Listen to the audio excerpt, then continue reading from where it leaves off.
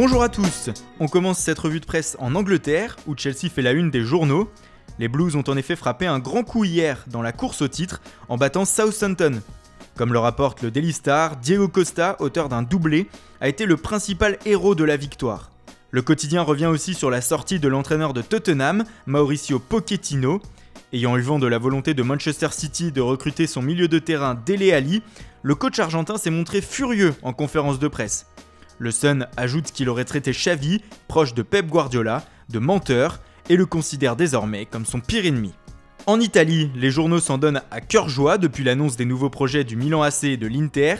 Du côté des interistes, justement, la Gazzetta dello Sport croit savoir que le défenseur monégasque Fabinho serait sur la shortlist du club, tout comme le défenseur de la Sampdoria Patrick Schick. Un recrutement qui pourrait intervenir rapidement avant plusieurs sessions de joueurs. Tuttosport de son côté évoque le mercato du Torino. Le départ probable de Joe Hart après la fin de son prêt oblige les dirigeants du club de Turin à envisager d'autres recours. Le gardien du Paris Saint-Germain Salvatore Sirigu, actuellement prêté à Osasuna, serait dans les petits papiers. Le club italien aurait déjà sondé le PSG pour obtenir son transfert cet été. En Allemagne, Bild évoque lui les grandes manœuvres à venir du côté du Bayern Munich.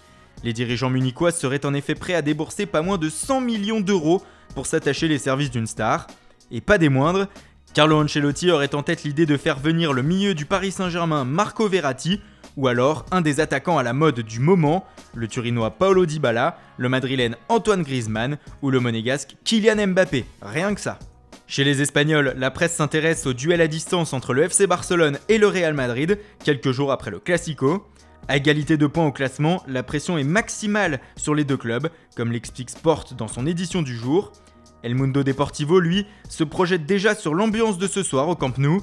Un hommage à Léo Messi pour ses 500 buts avec le Barça lui sera rendu par les supporters catalans.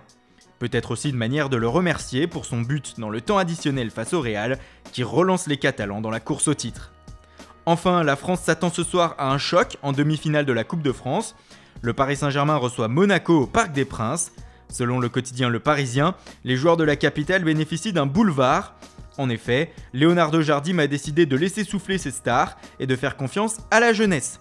Dans ce cas, le journal estime que le PSG est le grandissime favori de ce match. Voilà, c'est tout pour aujourd'hui. Merci pour votre fidélité et rendez-vous dès demain matin sur Foot Mercato pour une nouvelle revue de presse.